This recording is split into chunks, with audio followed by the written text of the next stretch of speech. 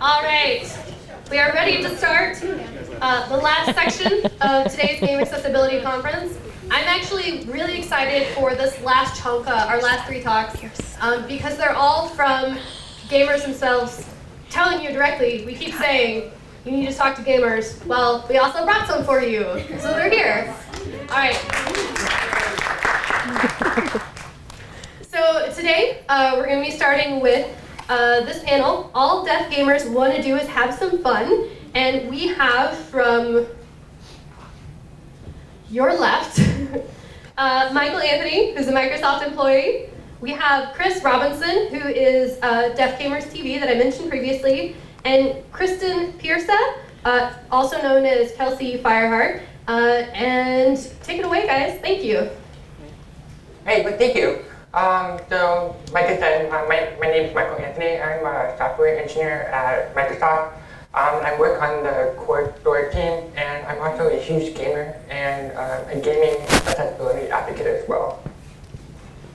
Hi, my name is Chris, and you probably know me as Deaf Gamer TV. And I've been streaming on Twitch for 3 years so far. And I'm an advocate. Feedback. No, I'll come back from the feedback. I'm an advocate about game accessibility for deaf and hard of hearing people, deaf and hard of hearing gamers. And I grew up with games. I grew up playing games. I love playing fighting games. I'm happy to be here today. Hi, everyone. I'm Kristen, and I think everyone knows me as Kelsey Fireheart. I work with King's Isle, and they've created Wizard 101 and Pirate 101, and it's a multi-use player, and my brother and I used to play. We used to fight over who would get the controls. It's my turn, Anyway, so, biology, and, all those types of situations. So anyway, I'm 38 years old, and it's amazing to see how games have really grown over the years, and I'm here as an advocate as well for all gamers with disabilities. And thanks for letting me be here today on the panel. All right, cool. So we'll go ahead and get started on the topics that affect us most as deaf gamers. So probably the most obvious accommodation that we get in games is subtitles. And subtitles has been a very interesting journey, especially in games, when we start looking at the very early history of games where sound effects were very basic. And all games came with either a text menu for interactivity or subtitles. And then we evolved from that into more full-fledged audio experiences. And we lost the subtitle support in that.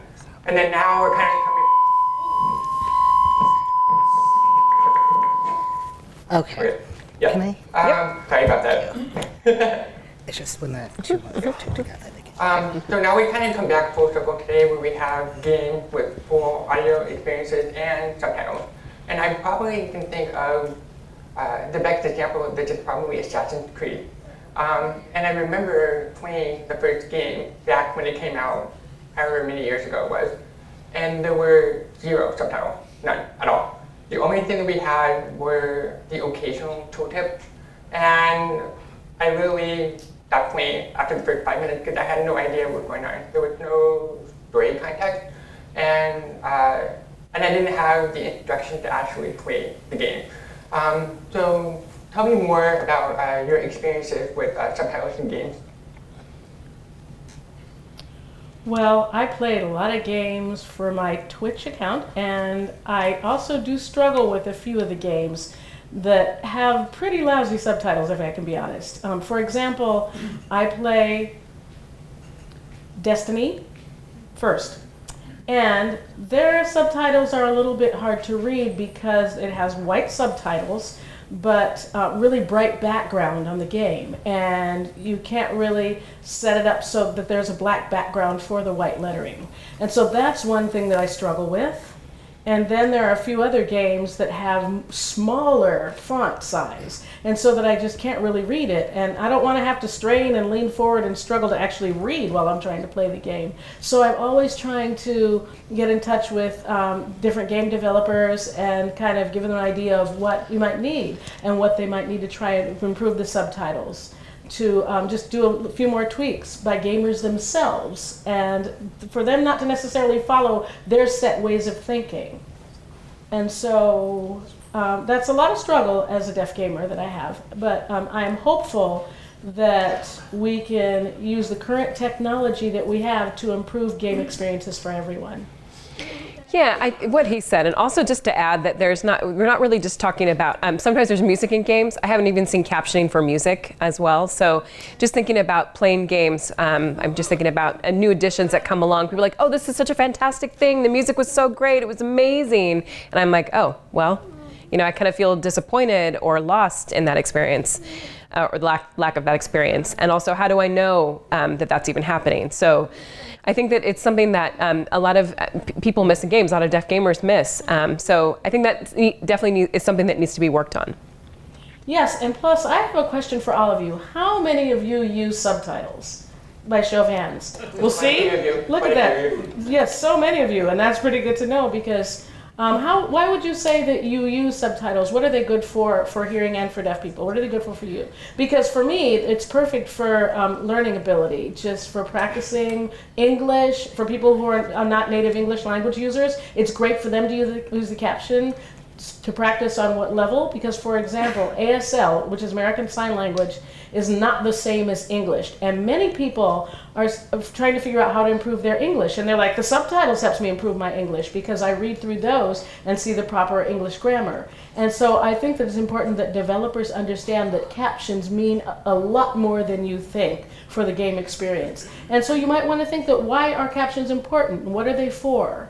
And which audience is it for? And so think about outside the box. Yeah, it's also funny just thinking about that. I'm remembering that a friend of mine who was in Wizard 101 and was talking about English as well, and they were from Brazil. And so I was asking how they played it, and they said, well, I learned English from this game. Honestly, that's how I learned how to speak English, was playing this game through captioning. So that's awesome. That's yeah, I think it's amazing just thinking about that. I hadn't thought of that before. And when it comes to games and just games based for US players, we have to think of a more broader context than that. People from other countries, what they're experiencing as well. And another thing to think of when you're actually designing these features for your game, it's not just for deaf players. I mean, you obviously use the subtitles yourself, and you can probably figure out some of the other use cases for that. And some of those are very popped up during the day. We're talking about people who are playing a game on their phone and they can't have the sound on because they'll wake up a baby or they'll annoy someone who's in the same room as them. And the other thing I kind of wanted to add on to that, there's a distinction, I think, between subtitles and captions. And that's a very important distinction when it comes to video games.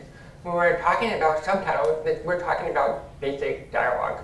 But when we're talking about closed caption for games, we're talking about having text or sound effects or any sort of relevant audio cue in the game. So if you look at the games that Valve has done in the past with Half-Life 2 or Portal, they do captions for the games. And it's especially important in Half-Life 2. There is a particular enemy, I think it's called a buzz drone, and it's literally a flying hacksaw. And it has a very specific sound effect that's supposed to warn you that it's coming. And that, if you did not have the closed caption for that buzzing sound effect, you will be losing health. You will have no idea why until you look around and actually see that something's attacking you. And that's not something that we don't see very frequently today. And that's something that I still wish that games supported more. Yeah. Okay. And so with that, we are going to jump on to the next topic. And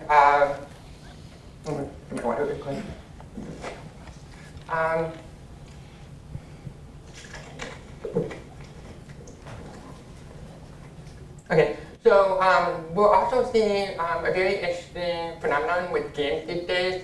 Games are becoming increasingly interactive and more connected. And the side effect with that is that you're either working with or against other players in games. And it's become another hurdle for us as deaf gamers because we have to be able to effectively communicate with other players. And then we've also seen the same phenomenon with this, where we're seeing the story about accessibility in these scenarios coming full circle. and we're talking about the original MMOs like Ultima Online. Back in the day where there was no peer-to-peer audio software in games, everything was text. You had chat rooms, you had global chat and all that stuff, and it was accessible to deaf gamers because they can use that to communicate with other people and accomplish their objectives. And then now today, all games use some sort of audio-based party system where you're just communicating with people through headsets. And that kind of leaves out deaf players who can't talk or necessarily understand what is being said. And I like to pick on Destiny a little bit about this, but I play Destiny 1 and 2. And to be able to do the raids for the end game requires tight communication and effective communication with other people who are in your party.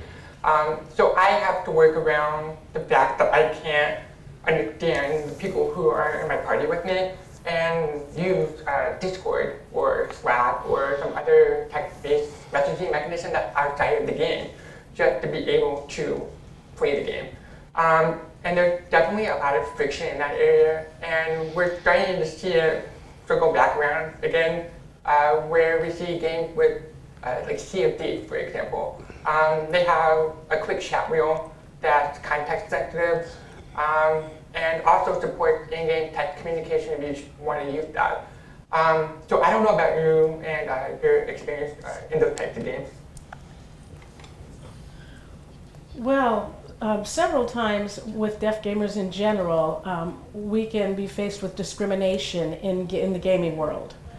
So for example, what he mentioned with Destiny, if you want to do a raid and you're in the game, then it's important because that you need to communicate with your team. And so I've joined one group and I've said I'm a deaf person. I can't use any of the technology for hearing people, and then I get kicked out of the game. And so that I'm trying to figure out how to fix that issue. And the best way is that if you have a friend who has a friendly team member, and then they say, oh, I have a deaf person who wants to join in, then they will be willing to type and text to communicate with you, then it's really nice to have that. But at the same time, if they're not there, then there's not many people that'll be as nice as that person who is your friend. And so we need a way to not make the inability to use a headset an impairment for communication. And so we need to figure out how to make communication equal for all parties involved, whether you use a headset or you don't. So it is really hard. It's really hard. And we don't always find people who are willing to type for you, because many of the people are thinking, oh, no, it's just easier. We don't need to. We can just go ahead. We can just do whatever we're doing here. And that can be tiring and also frustrating. So also, as long as deaf people can work together with game developers and make contact with the right people about how we can work together to ease communication and using teamwork, that's the key. Teamwork is the key, correct? So and discrimination is something that's been there and has been there for a while. Yeah, and just also, if I can add a comment, I don't have anything to add, actually. You said it all. Yeah, and I was going to say that I'm actually pretty fortunate to run in a clan in Destiny that's very understanding of my communication needs. And I've been fortunate enough to actually play with them over the last couple of years. And even with that, it's still some game design problems that you run into. Like where you're working in a raid where you have to very quickly communicate specific information to other people in your clan. And you have to drop the controller for a second and then type it and then pick up the controller and then continue, and hopefully didn't ruin the entire run for everybody. And it's also true for audio-based cues that don't have any sort of visual association, or players like me who may not be able to hear it over all of the other people talking, the explosions, the shooting. And it definitely becomes very quickly frustrating. And it also continues not just for cooperative type of scenarios, but for competitive. When we're talking about games like Overwatch and having Overwatch, yeah. being able to understand that someone on the enemy team has just triggered their ultimate. And they specifically say something when you do that. And then there's no text or visual cue, except for some of the characters that might have a visual cue that is coming. But it's also things like being able to hear someone walking behind you, if someone's shooting nearby you. And I find a very interesting recent example of this is when we're talking about Fortnite. And Fortnite has been hugely popular, and they are currently working on a mobile port of the game. And I don't know if any of you have seen the changes that they have made to the game for the mobile port. For people who use phones, they are in airports or on a bus or whatever, and they don't always have a headset. So because of that type of scenario being very common for people who use a mobile device, they added an audio accessibility option to the game where they will actually add icons onto the player's screen to indicate where there's walking sounds nearby, where there's someone been shooting a gun. And that's something that it would be hugely important for a deaf player. And that's something that I think that should be in the actual desktop game as well, not just on mobile. And it's something that's huge benefits for everybody. Yes, I agree. Yeah. Okay, so and I'm gonna lash on into Terry's presentation a little bit. So as deaf gamers and as well as a deaf streamer and viewer, we have a unique set of challenges when we're working with platforms like Twitch or like Mixer, and how we interact with our viewers or with the streamer who we may be watching. So Chris here is a pretty frequent streamer. I do it occasionally. So he can actually talk a little bit more about his experience. All right, I'm going to pull you over to streaming. So, number one question I get about this is, are you really deaf? Yes, I am. So, another thing that is said is, why don't you use the Mac for streaming? And it's because I'm trying to teach people how to work together, how to integrate with deaf people or a person who doesn't use a Mac. And so it's important. It's an important thing in the online world is to communicate. And the important thing is, how can you get connected? How can you interface? And the important thing, I think, is to give us a chat box. And that's the easiest way to communicate with other people. And another question that people ask is, how do you play and type so fast at the same time, go back and forth between these? And I actually grew up with computers, so it's easy for me, you know, just like I'm doing this, you can see how I do that. One hand doing one thing, one doing the other. So for newer people who aren't really used to playing and then typing, try to pick a tab, try to multitask. And so just practice your multitasking skills. And it's still a good thing that you're trying to communicate while you're doing and not leave someone out of your community. So because you want to make your community more welcoming. And at the same time, I'm really happy when myself as a viewer, I can join into another channel for Cherry. right there.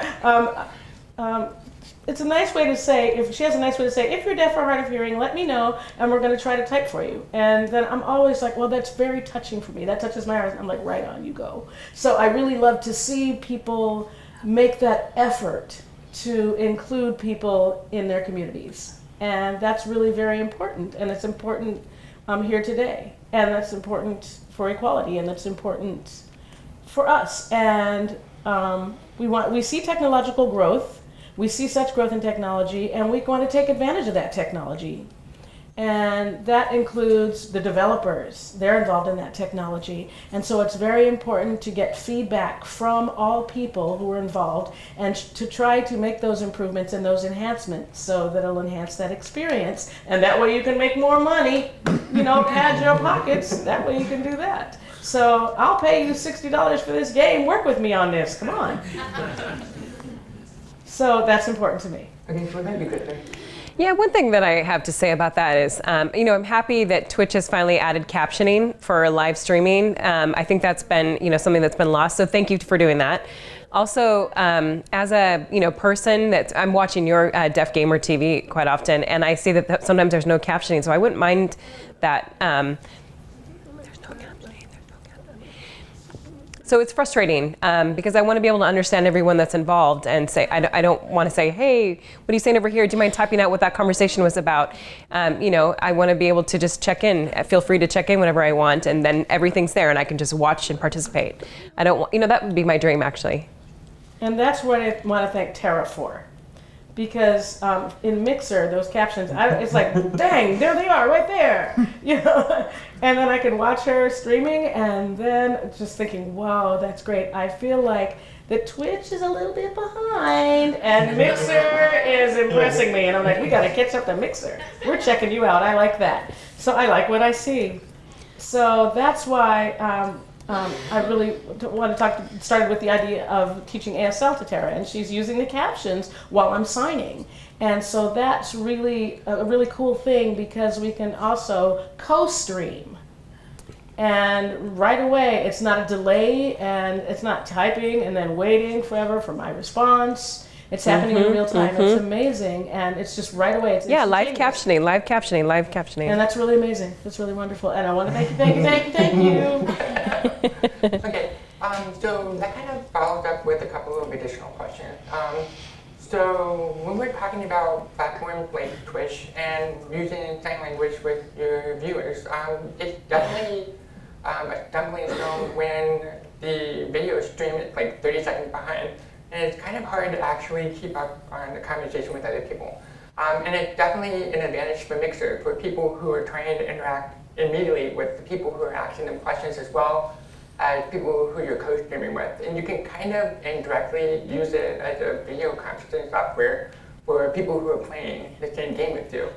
And that's something that I personally have done with my games, or at least I've tried to. But that kind of leads to a question of like, is that part of the reason why you don't actually sign that much on the stream and you rely more on text? The delay is what bothers me the most because when I'm trying to read, I'm reading something and I'm signing back and then I have to wait 30 seconds. So I just sit back, wait for that to happen, and then finally it appears and then I get to sign. So that's most of the reason why I borrow the concept from the old school called No voice zone. And you think about what that might mean. That means turn off your voice. Don't use your voice because I want both the hearing and the deaf people to be able to participate in my chat. So you don't have to worry about what is that person saying because they're saying, I saw him signing, but what are they saying? So I don't want to sign and then type.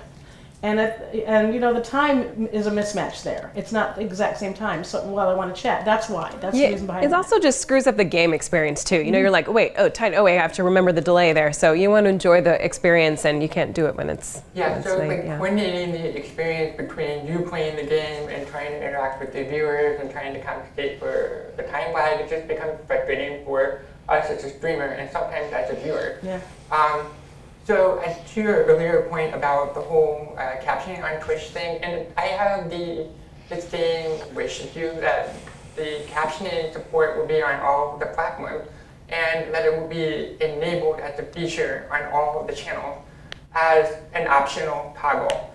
So it's not something that the streamer has to worry about setting up or making sure that all the bits are in place and they're working. And any viewer for any reason wants to be able to get speech to text or to have translation from English to any other language, just go into settings and turn it on, and it's just globally enabled for all streamers. Yeah, right. It's one less thing that the streamer has to worry about, and it's one more thing that the viewer gains as a privilege.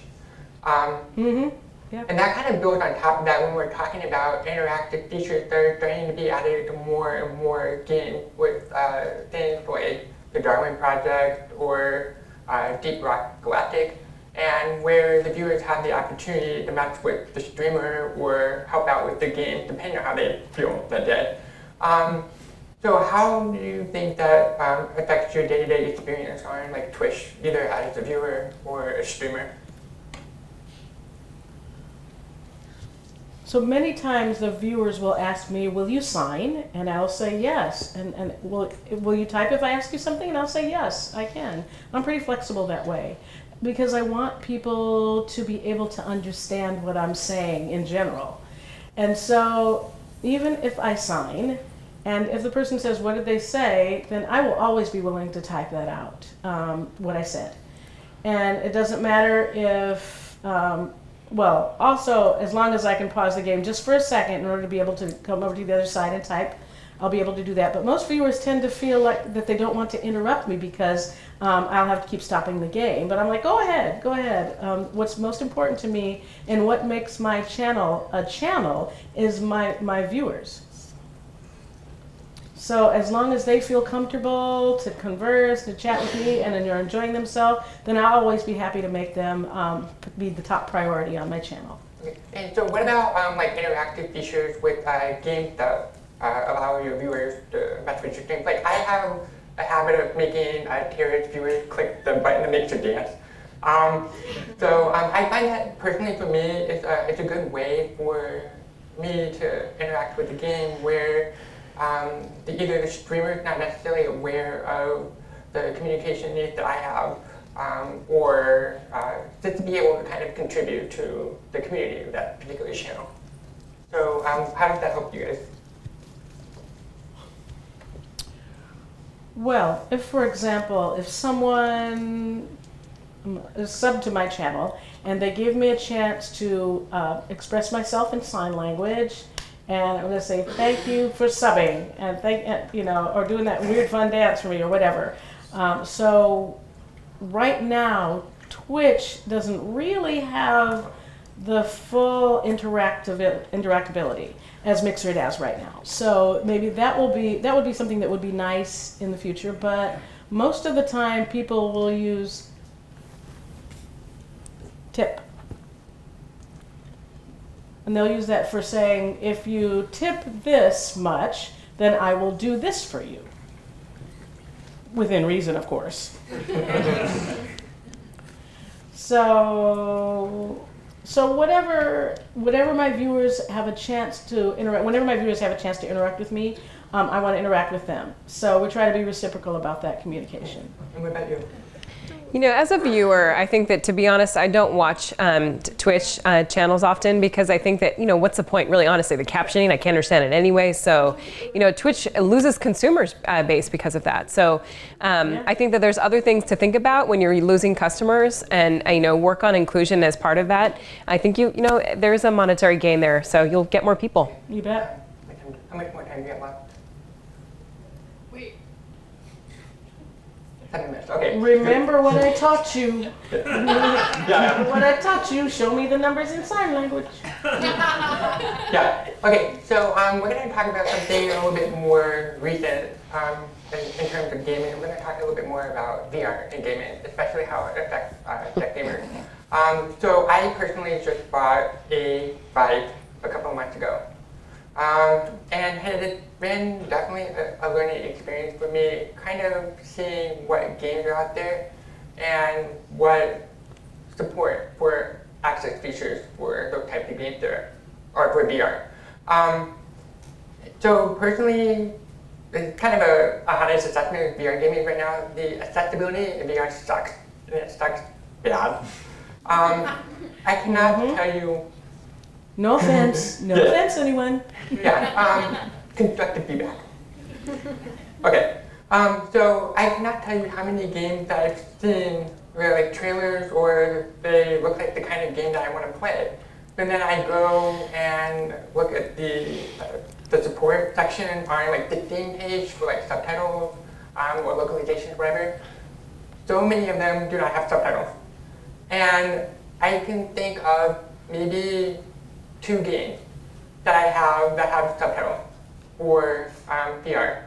And it's personally frustrating for me to see us working on new technology, but we're leaving entire audiences of players behind. And this is something that's kind of a recurring theme, not just for gaming, but for technology in general. Anytime there's any sort of major advancement in technology, we tend to leave some set of people behind. So for me, VR, I think is a really cool space that we can explore, especially when it comes to accessibility options for people who are have mobility issues, people who want to be able to immerse themselves in a different world. Talking about alternative control schemes. And subtitle support is not rocket science. I understand there's some sort of like technical consideration, but we're talking about the different headsets with resolution, motion sickness. But it's definitely something that we can work on, and I think it's definitely something that we can work towards. So I don't know if you guys have actually played with VR. I've played with VR at TwitchCon. And I put on the goggles and I was playing a shooting game and it was cool. And then the only problem for me was that it doesn't really feel immersive for me. I don't really feel immersed in this as much as I would like to. You know, and the captions are a little bit hard to try to follow. You're trying to do one thing at a time. You're trying to watch what's in front of you on this virtual screen, then your eyeballs have to go down to try to read the captions while you're in this virtual world. And it's a little bit distracting for me. And so it's not really deaf-friendly, I'd say. And I think that there's still a way to figure out how to make it more deaf-friendly, but at this point it doesn't seem to be. Yeah. I was going to add to that. We were talking about games like Rec Room, which is a social VR game.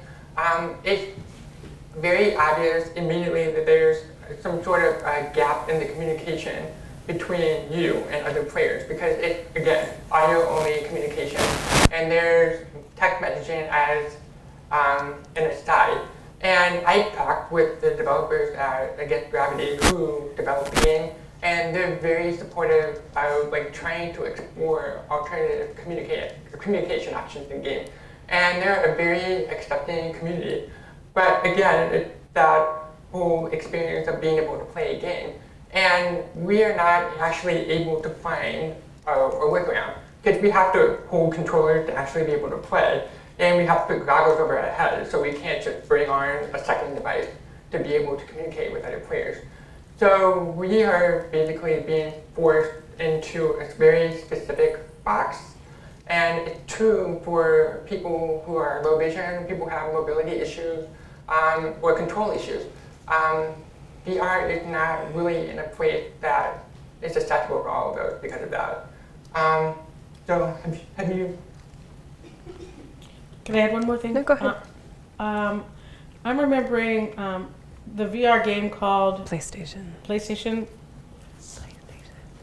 Moss, and it has a mouse that can sign in it. Do you know what I'm talking about? A little bit. Yeah, that one. And that was actually a cool way to make the game deaf-friendly because your character can sign.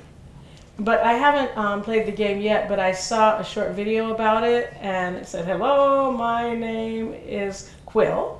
And I thought, that's pretty impressive to see a little character in there sign in that game inside VR behind those VR goggles. And so if a character can sign, then that's going to alleviate those issues and help us to be able to feel connected to the game. Yeah, but it's not the only thing. Moss also makes a game that is unique, that's something different. You know, you see kind of like games are a bit the same. There's a lot of the same out there, and to see that out there that's something different, I just really appreciate that. Yeah, you know, definitely an opportunity to work outside of the box and just be creative.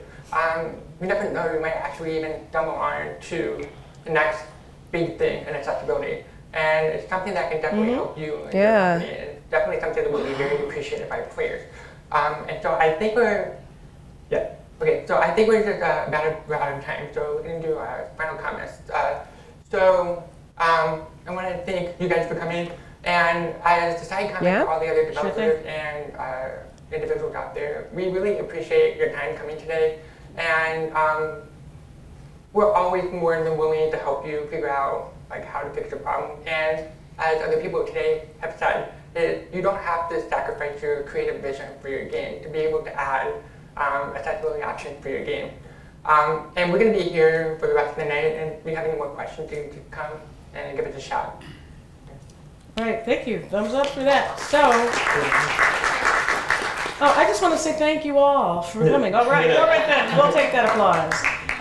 And this is how deaf people sign applause, with their hands waving up in the air. That's how you do that. So I want to thank you all for coming here, and you really made me feel just positive and motivated, for advocacy and for games and for VR. And so I just feel that this is a good step to be here. We made a good step, and I just want to grab you developers, and I just want to try to be able to share our tears, our struggles with games, and how bad we want to play your games. That's what I want you to take from this.